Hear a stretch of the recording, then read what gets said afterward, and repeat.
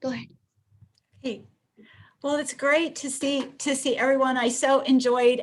Ing had sent me the posters, and so I was able to read over the posters yesterday, and I really was incredibly impressed with all the work. And I thought today I will forward that Google Drive to Dr. Cloyd so that he also is able to see all of the really great work that you've been doing on improving teaching.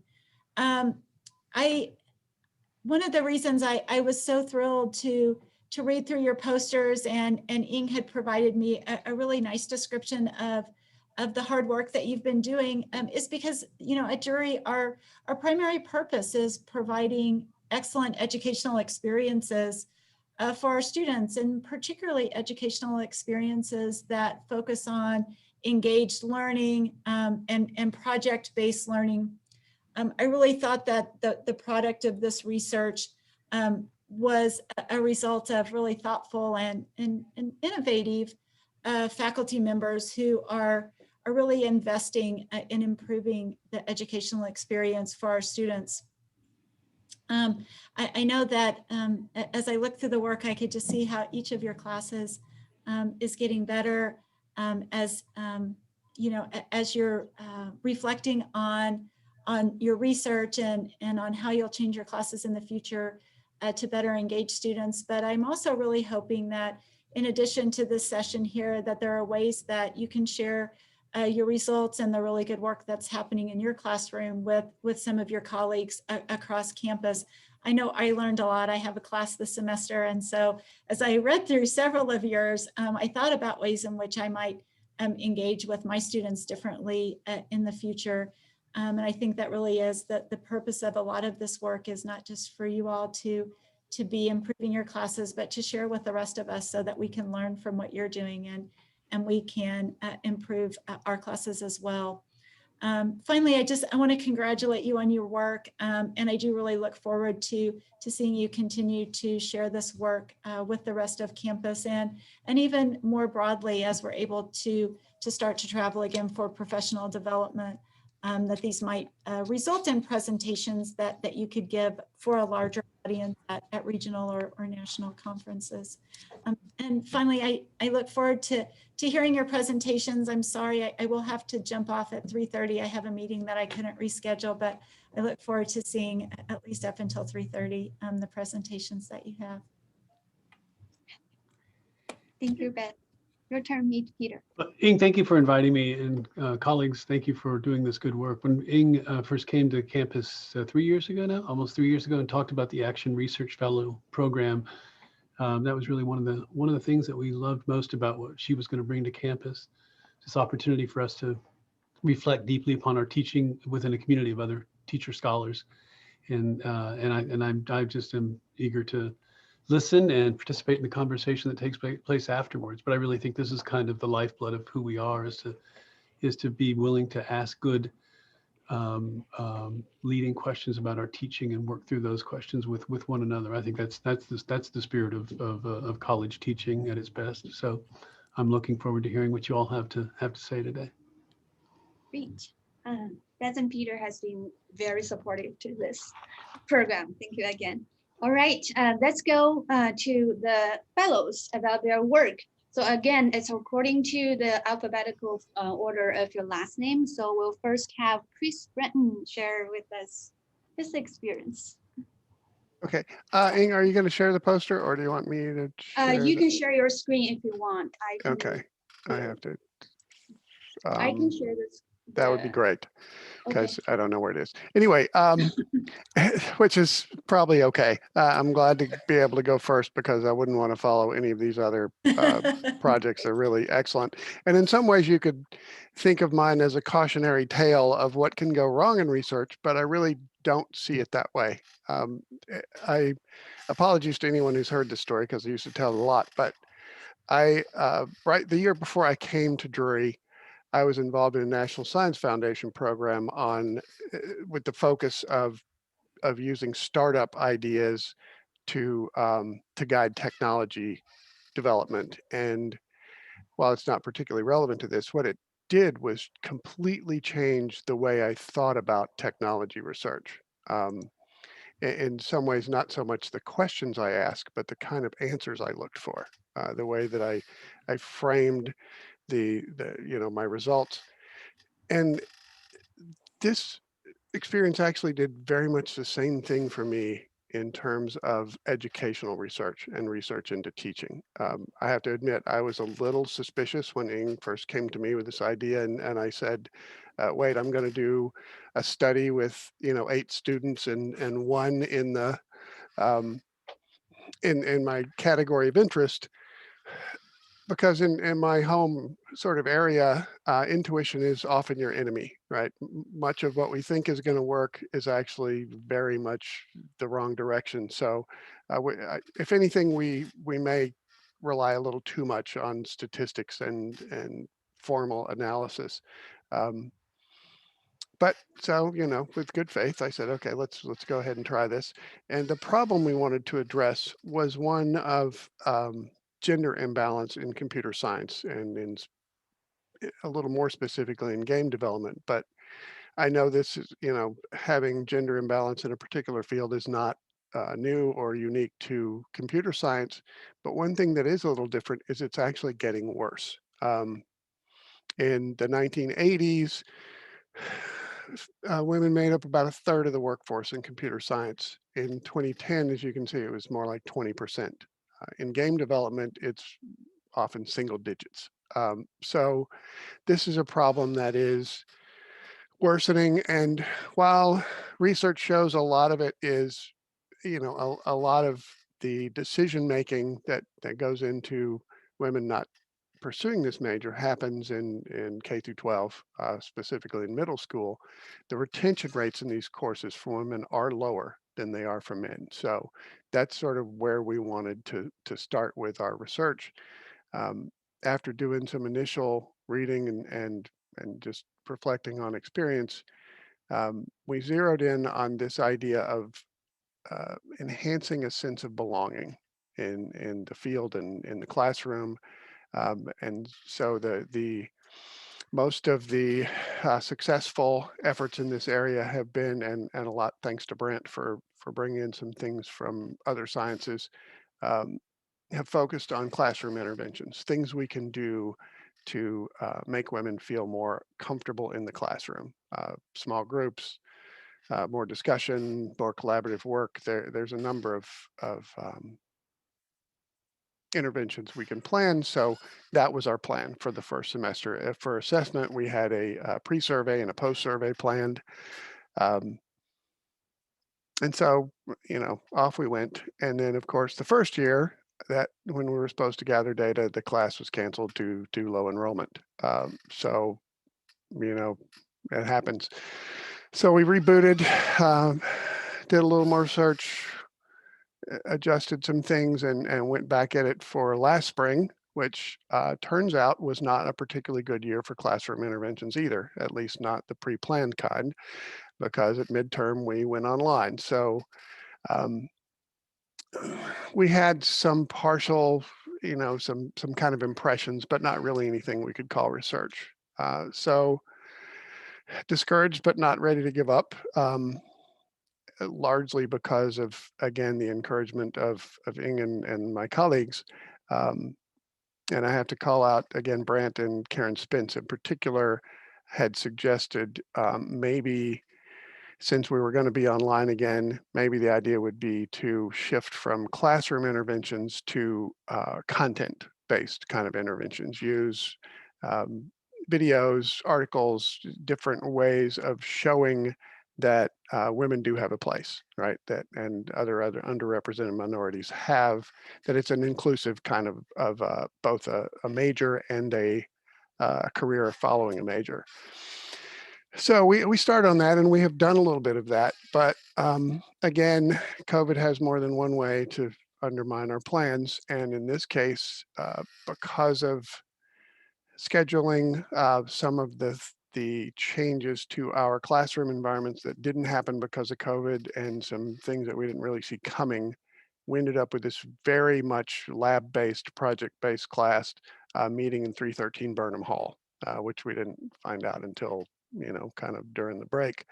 Um, So instead of a lot of the time that I would have spent, putting these classroom things together, I was actually re-engineering the class to teach it totally differently than we had taught it the 3 times previously. Um, so again, this semester we have limited, really, I mean, we're doing some of this, but we really have limited results. I don't expect anything that would be publishable to come out of this really. Um, so it is easy to think of this as, oh, you poor thing, that was a terrible, terrible experience you've had.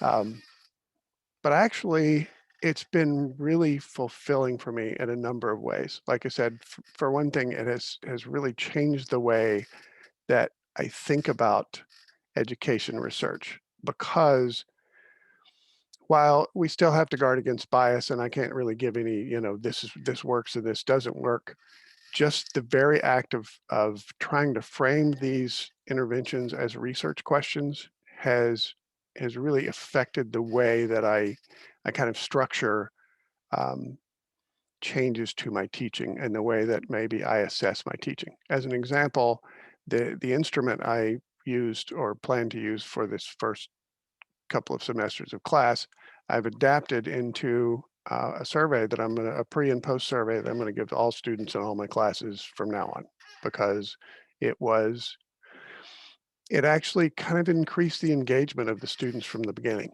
The fact that I seemed to be interested in knowing things that didn't really have anything to do with the material so much as how they felt.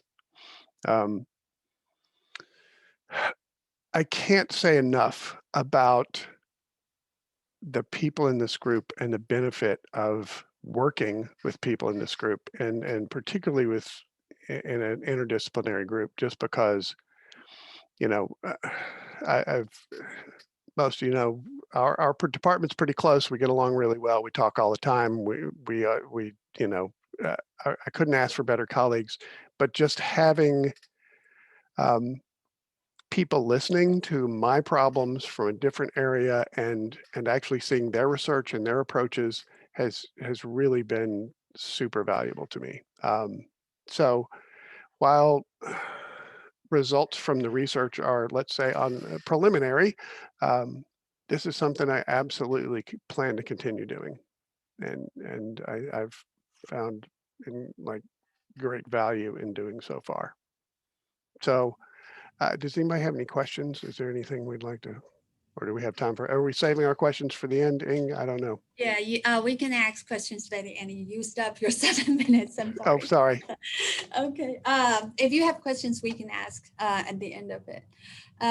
Then next is Kelly Gibson. Do you want me to share your post or do you want me to? You are muted. You're muted. Okay, I've got it, Ying. I can share mine. Okay. Yeah, you can share. All right. So my study was on metacognition broadly, and metacognition is this idea that we understand and we are aware of the thought processes that we have regarding something. And in this case, I was interested in the thought processes and understanding that students have about their abilities regarding studying, regarding test taking, etc. And so I wanted to look at this. Research has shown, fairly recent research, has shown that having students think about things prior to a test, having students explain how they plan to study, has actually increased their test scores compared to classmates who didn't do this exercise. So thinking about this and thinking about what is going to be the best method is actually fairly helpful.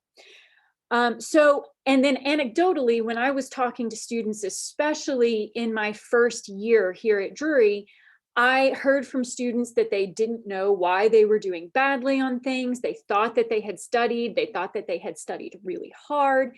They also didn't feel like they had ever been trained in taking notes or how to study or how to do these things effectively. So my initial idea for this research was, how can I increase metacognition in college students in the classroom? And so basically I implemented a method where I talked to them about it. The first week of class in my intro psych classes specifically, I do a session where I talk to them about good study techniques, note-taking techniques, and then I also talk to them about what behavioral science has to say about memory and thinking and how that can impact our understanding of ourselves.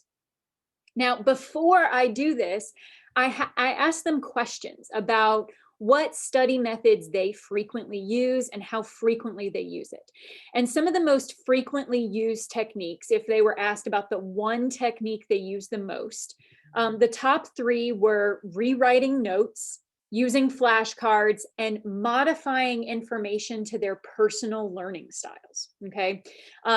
I do in my training talk about the myths regarding learning styles and the fact that we now understand that they don't really exist. Everybody likes to learn in different ways. And so, yes, learning styles are great because it makes us think about different ways, but saying you can only learn in this way is a little bit of a fallacy. I also was intrigued by by asking them how often they use particular techniques. So not the thing that they use most frequently, but the things that they use often. And I was a little disappointed that 59% of students reported memorizing definitions all of the time, that's the main thing that they do. They are studying in quiet places with no distractions. 41% are reporting doing that all of the time.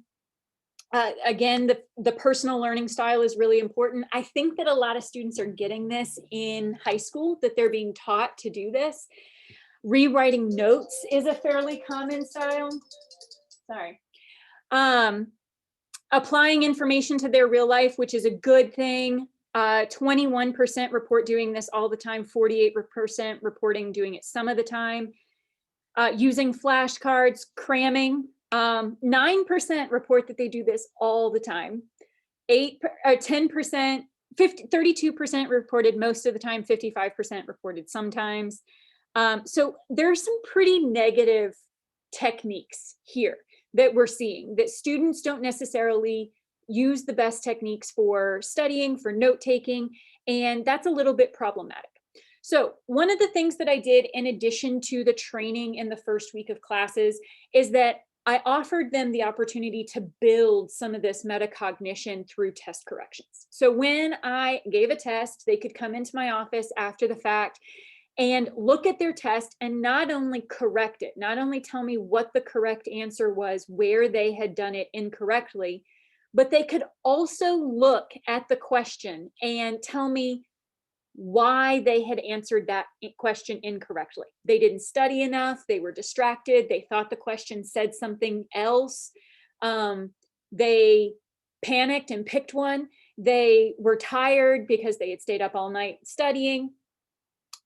And then I asked them to think about, based on the things that you selected, based on the reasons why you got these things wrong, what are you going to do differently next time? What are you going to change about your study behavior? What are you going to change about your note-taking behavior for the next test? And I had a lot of people who took me up on this opportunity to do this. In the 3 sections where I gave tests and offered this opportunity, I saw that across 3 opportunities, 28 students total, 21 times. Across 3 opportunities, 30 students total, 17 times people took me up on it. And then in fall 2019, there were 4 tests that they could do this for, 26 students, and I had students do corrections 27 times. In the fall of 2020, as one of my mechanisms for dealing with pandemic structure to our classes, I actually didn't give tests, but I built in weekly assignments where I gave them, they had to turn it in on Monday. I gave them feedback and they had to change it. They were graded on their changes that they made. And so that was actually built into the course assignment. And I actually did get feedback that they enjoyed this. For the most part, people said that they got more understanding of these things than they thought that they would. I do get feedback that there is a lot of work required in a class like this, that people, they know that I'm expecting work and they're not particularly fond of doing that much work in a 101 level class. Maybe that mindset needs to change, but it is what it is. So the implications from this study, the students need training. They need to help understanding how to do school, how to do these things. But we don't really have anything built in to do this. Nationwide, this is something that the APA, the American Psychological Association, is doing through the APA Intro Psych Initiative. And they actually provide resources online if anybody is interested in implementing some of these things into your courses. So next steps for me, I plan to continue implementing these things in my courses. Maybe this would mean that we as a department reevaluate some of the things that we're doing in Intro Psych. Intro Psych is a very common class to take across all majors at Drury. In the day school alone, there are a minimum of 4 sections offered per semester. It is part of the Exploring Self and Others factor in our Drury Fusion curriculum. But I would argue it can't be limited to Psych 101. So I would like to see this implemented in other classes, maybe the Fuse classes, because I do think that it is a necessary component to moving into college. The second part of my study that I'm interested in continuing is kind of what Chris touched on with talking to the students and getting an idea of what they think and what they're feeling apart from the material that you're teaching. And that is, what do faculty understand about what they're communicating and how they're teaching and how students understand that and their expectations. So that's the next part of my research that I plan to move into. But that's it. Thank you. All I'm right. sorry, I'm a minute Thank over. you so much, Kelly. All right, next is Brent. Brent, are you there? Okay, yeah, go ahead. It's yours. I just turned off my video because I can't see the screen very well, so I get very close, and I don't think people want to see me doing that all the time. Okay, go ahead. You want me to share your poster or your? Yeah, that'd be great. Okay, yeah, you can start. All right, so here is Brent's poster. So 7 minutes, remind you. Yeah, thanks. I guess so. If anybody looked at this and they had any questions, I'll take questions first, and then I can give them, if anybody had any questions to start with.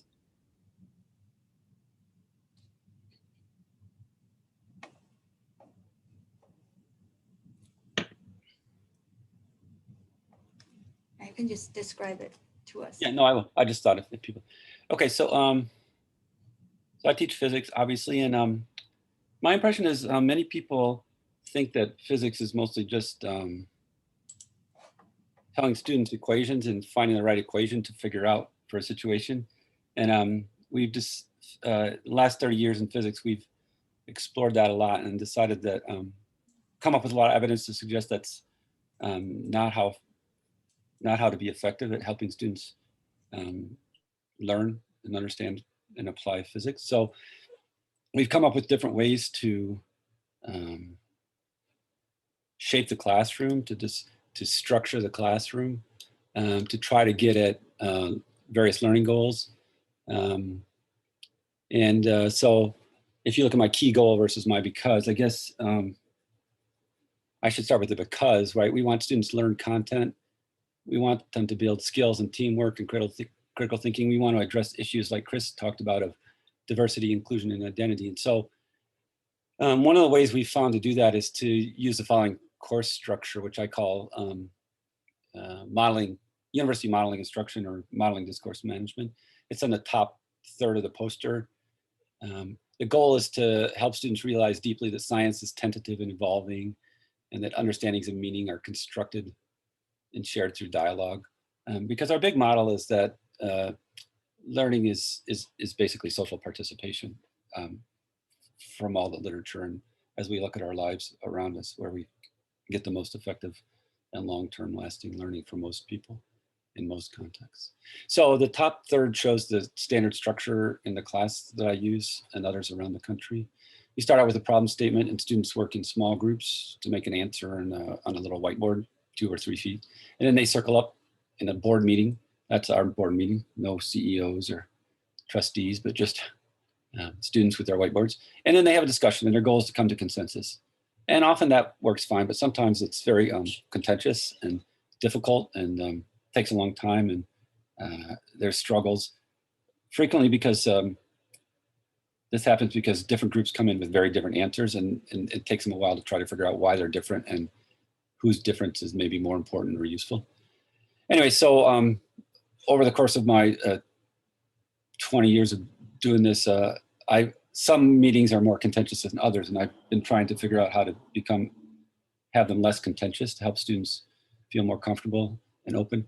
And one of the theories that I've been using recently with a guy named David Brooks, who came up with it, he teaches physics at Chico State, idea of social positioning.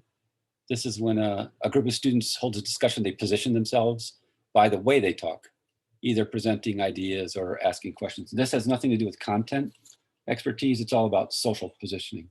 You can frame yourself as an expert, or you talk very straightforwardly and state things as facts, or you can be an intermediate expert. You hedge things, essentially, I guess, I think, maybe, or you could be an intermediate novice where you're asking questions, but they're deep, thoughtful questions, or a novice, you just sort of throw your hands up and give up, or a facilitator, which is not related to content, but just moving the group along. And so I decided, and what we found, I forgot to put it on this poster, but what we found through our research is there's evidence to suggest that when more people use intermediate expert and intermediate novice statements, it tends to open up the space for conversation and allow for more difficult conversations to reach consensus. We have some preliminary data on that. So the goal basically is to help students realize that 2 and 3 and 4 type of behaviors, that green, that blue, and that red, are much more productive and invite others into the discussion than a 1, which tends to shut things down. If you say, well, the answer is obviously 42, then it doesn't really invite discussion. So I had a class of students in fall 2019 that had me a previous year. And so I decided to see if I could work much harder at trying to help students be 2s and 3s and 4s rather than 1s, and be much more involved in the conversation. And so I taught 2 courses. So in 2018, they took a course called Physics 213. And then in 2019, they had me again for 2 courses, Physics 411 and 442. And in 411 and 442, I worked very hard to intervene and try to coach 2s and 3s and work at mitigating contentiousness. And then so I gave a Likert standard assessment at the end of 2019, asking them to compare their perceptions of the 2018 experience with the 2019 experience. And you can see the data there on the lower left. 411 was a bit more mixed in terms of, time, and but certainly contentiousness was much less. If you look in the lower left there, they felt that 2019 was much less contentious, both in 411 and 442. So that's a good sign, the lower left one. The 2 right Likert datas, talking about me being more effective or less effective, it's pretty mixed in 411. Some thought less, some thought more, some thought the same, so it's pretty mixed. But in 442, there was clearly many more thought I was more effective, both for time, at least. And then the bottom right one is very encouraging because it's about contention. Time is one thing, contention is another. They're correlated, but not strictly. And you can see I was encouraging results there, right? In 411, most thought that I was much better at helping minimize contention, and most thought I was better at helping minimize contention in 442 too. So the big takeaways that came out were, one of the differences between the 2 classes is just the difficulty of the material and the nature of the material. So that's reflected in some of the answers. In the mixed results, if you can see my next results, they're kind of small font. I have a hard time reading. Framing the argument much more from the start, as it's less about being right and wrong and about winning an argument. Oh, thank you so much. Thank you. It's less about being, so I'm looking at next steps there. It's less about being right or wrong and winning, and it's about understanding others' ideas first. So I'm going to be more deliberate in framing all my conversations like that from day 1 going forward.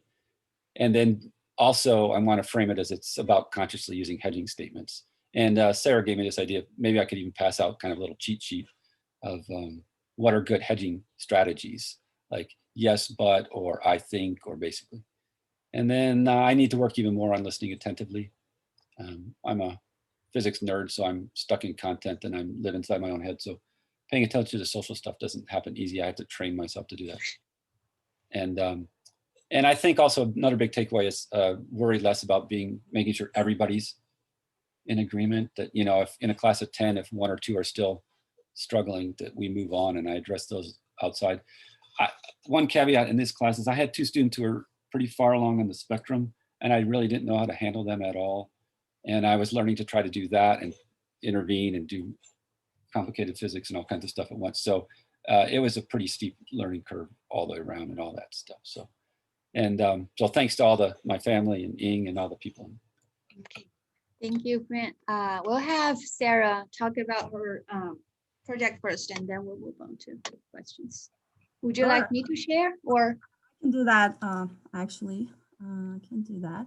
So the poster, I'm imagining you have access to that. I felt making it more like a presentation would be more helpful because we can see. So this is the poster you have access to. And I've turned it into a presentation. So my research was focused on doing research in design studio, in a design environment. And this action research basically examined the curriculum design and instructional activities that can help learners make sense of the complexities that are involved in the process of design research in the studio context. And a little bit more of a background, the research started really early on when I entered Drury, my second semester. And the main reason for that was I wanted to see what major differences exist between the students in a liberal art setting here as compared to students, let's say, in more STEM-based programs. And overall, it was important to talk about research because a lot of the qualities that we expect students produce at the end in their design work is really related to how rigorous they do the research. And also, it also connects to a lot of the uncertainties that we do have. The field of design research itself being undefined, the methods are pretty nebulous, and all those complexities plays a part into students' misunderstandings and misperceptions and misexpectations really of what design research and research in architecture should look like. There's also an umbrella challenge to that, which is related to the fact that research oftentimes is perceived as being more rigorous and scientific, by students more linear, and design is more creative and intuitive. And the two together often confuses novice learners more than it does expert and experienced designers. It might come intuitive to them, but not to the students. And then that led me to doing this research to understand what pedagogies and processes can be more helpful in teaching that. So the whole action research project was set in 3 different stages: pre-assessment, evaluating students' prior knowledge in the first day of class, the teaching part, delivering some content, small content in relation to the topics, and at the end of the semester and throughout the process, post-assessing or evaluating students' progress and rigor in doing the research. Some more contextual information. This is Community Studies Design Studio, which is heavily research-based, and the kind of strategies that was used was questionnaires, some observational data, looking at student-produced design work and artifacts in the process. It was done in 3 semesters consecutively, 1 semester before COVID and the 2 after COVID. Total of 70 students were evaluated, and questionnaire questions were really simple, as you can see on the right-hand side, definition, compare, contrast, and simple. So some of the, if you get to the first step, which was pre-assessment, I have some of the behind poster artifacts here for you. So these were the types of questionnaires that were handed out in the beginning of the semester, and students qualitatively explained in narrative format what they think each of these questions mean to them. And then there was a lot of processing that I had to do. So I had to put them all, memoing and pattern seeking and recording some reflective notes in order to try to make sense of the qualitative data, because I didn't want to narrow it to numbers. And although the definitions can still be very nebulous, but it was helpful for me to cling on to some definitional, definitions in order to have a baseline for comparison when I'm looking back at the student work. So the most challenging part was how to really illustrate all the qualitative data, and I kind of made that system of this diagram, really trying to cluster weak responses, misunderstandings, and strong responses, and the patterns really came out of the questionnaires that I got. As you can see, it's pretty obvious down on the bottom. You know, a lot of the weak responses and misconceptions are related to, which I will talk about later, to the fact that students believe and think that research only will be done before the design process begins. So that's a big challenge, and some of these are necessarily not negative, like broad and inclusive research is not necessarily negative, as we can see on the top, but some of them are specifically saying that research is broad, design is narrow. You know, when they put the two dichotomies, it becomes a little bit more problematic because it's not really the nature of the work that we're doing. And on the right, it's basically some of the traits and characteristics of student responses as it connects to each of these individual components. And, these are in the poster, but some of the weaker responses, for example, are talking about design as trial and error. In the beginning of research will be in the beginning of design, and design being the second step, or some of the more positive responses are related to them being done in tandem and alongside, and those terminologies are showing some better understanding of what the process should look like. So this teaching intervention is just one example. It was done in spring 2020 before COVID, and it was basically a session in the class. A short mini lecture was given on the concept of design research, and then students were asked to get into their groups and brainstorm and create mind maps of what they thought the studio did in terms of organizing research in accordance to design. And this one single artifact from student work, which is specifically interesting because it tends to have the idea of back and forth and simultaneity as opposed to the rest. You know, there are points that you come back, and that was really, really key. And a little deeper look at the final outcome in relation to research, not the design, but the research is also drawing on some of those understandings and deeper qualities in that sense. So the post-assessment was basically done off of observation, and a couple of learning traits came out. One is that however I organize the syllabus and the scaffold, the research and the design process, that definitely impacts how students would understand that. So that was really important. The second one was that in spite of some really deep understanding in other aspects, culture and diversity and empathy was not the strength. So that's something that can be elaborated further.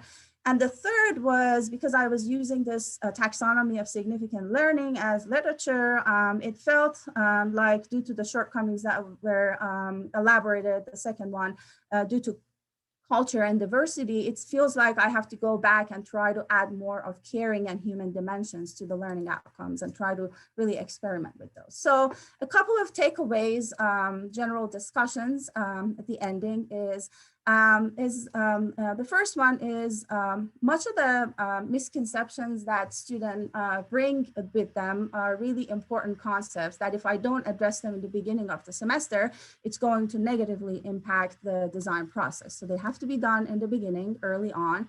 And the second was that the students' skills really was varied in each class and also semester per semester. So it's not homogeneous, and I felt like it might even connect to things broader than our curriculum to K through 12. You know, how they treat curiosity and how they are comfortable or not comfortable with navigating ambiguity. So That was something that I speculated. And the third is I use this idea of rhizome, which in botanical terms is unlike tree structures that is linear, rhizomes have roots and shoots and multiple entries. And I thought that could become a suitable metaphor for me at this ending to try to make sense of teaching and learning design research. And it actually talks about the survival and growth, not stemming from one single point of origin, but being a little bit more dispersed, non-centralized, and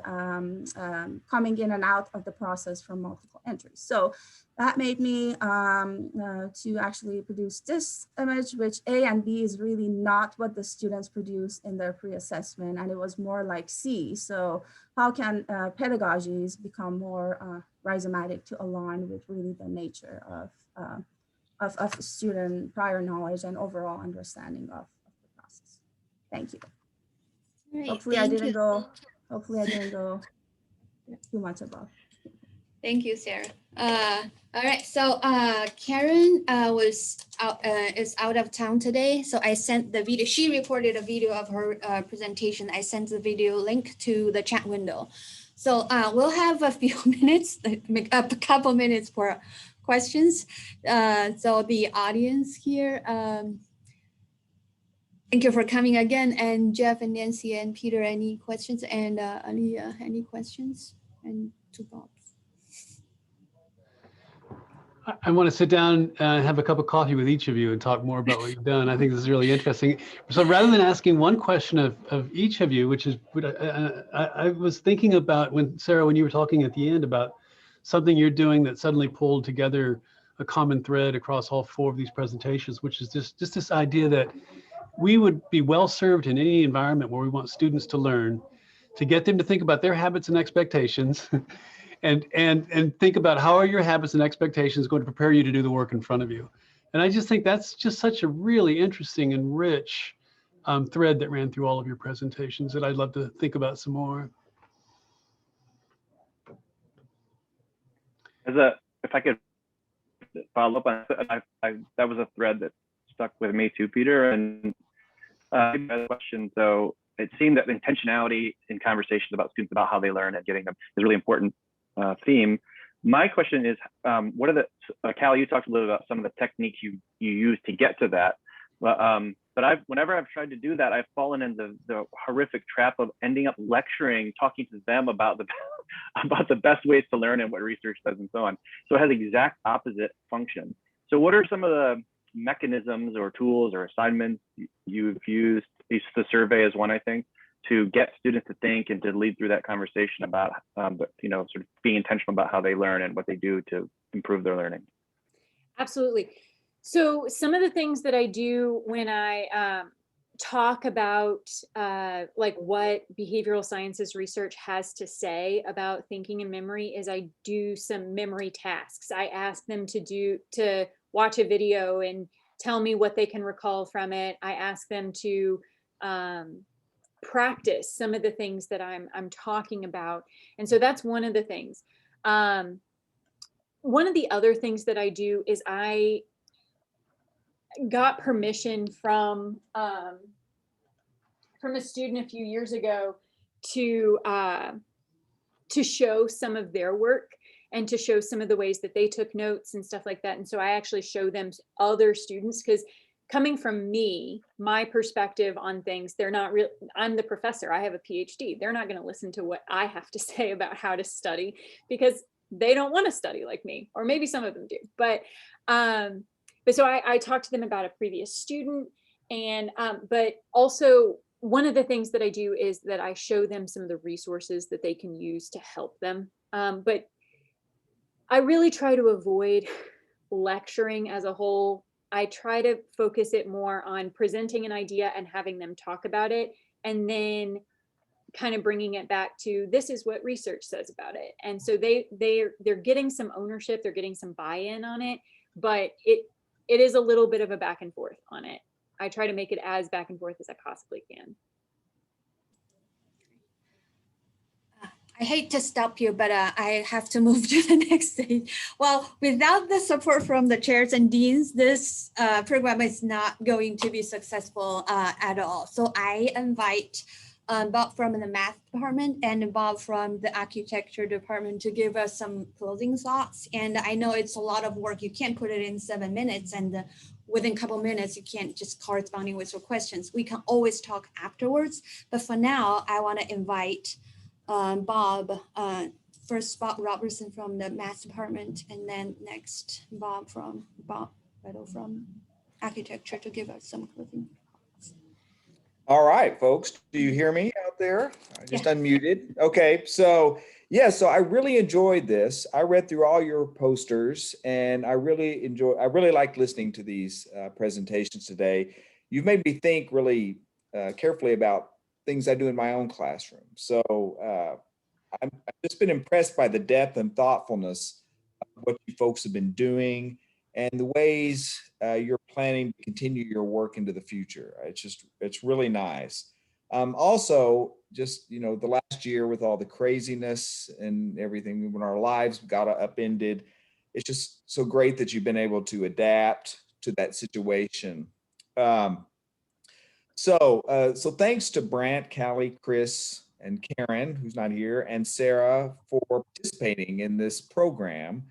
And also thanks to the Innovation and Teaching Center and the OAA for organizing the ART. So there's a lot of acronyms in there. And also thank you, Ing, for putting together this poster presentation and, you know, keeping this going. So that's it for me. Bob, thank you for coming out of your way from your sabbatical to come here and give us some. Sure. No, this has actually been great because it makes me, encourages me about what lies at the end of my sabbatical. You know, sometimes when you're away, you think going back to that work is going to be, you know, nothing but drudgery. And it's great to be reminded of the people and the kind of questions that everyone is asking, and also the dialogue. I think it's great that this was a group that met and discussed this work as it was happening. And I'm also really encouraged that this is you know, that this kind of set of studies happened at all. You know, it's been a long time since we've had these kinds of focused discussions between colleagues about what the work is that we do. So for the Office of Academic Affairs, and especially for Ing to be championing this kind of these kinds of projects, I think is fantastic.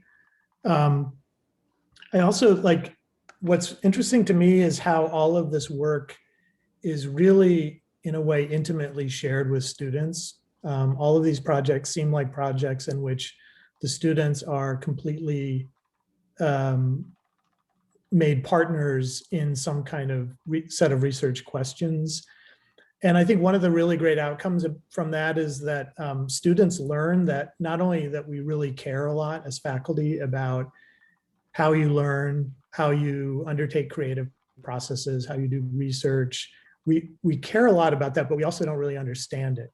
I think students sometimes think that we have, you know, sort of all the answers and we're just waiting for them to in some way approximate those things that we know. And in fact, these things are kind of mysteries, you know, and I think, you know, modeling for them a sort of inquisitiveness and an openness to not having answers, but really, really caring about like seeking answers. I think that's a fantastic thing. And I don't think students get that everywhere. They certainly don't get that in all of our classes. So these projects have kind of made that intentional and really worked at inserting those kinds of issues into the classes. And I think that's a really fantastic thing. So congratulations to everyone for being a part of that.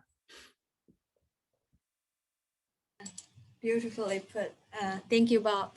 So I really hope this is going to be a regular poster session where we can have physical posters and people around holding a glass of wines. But due to the current situation, we couldn't really do that. So I have recorded this presentation, and I'm gonna cut them into different parts of a presentation, then the question time and the opening speech, and put it in the same folder of your posters to share with all faculty to help those who can't come today to also have some sense of what your work is.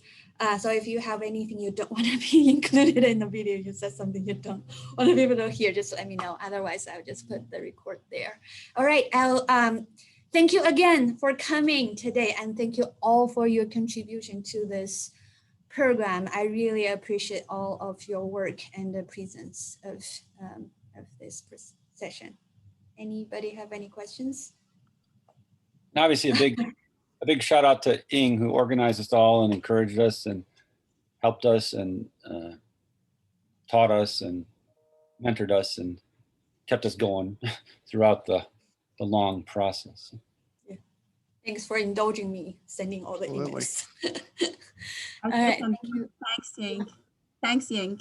Thanks Yeah. so much. Yeah. Thank you. All right, I appreciate your coming, and see you soon around. Have a good rest of your Everyone, semester. good to see all of you. Yeah. See you all in 5 Thank minutes at the you. faculty meeting. Yeah, see you there.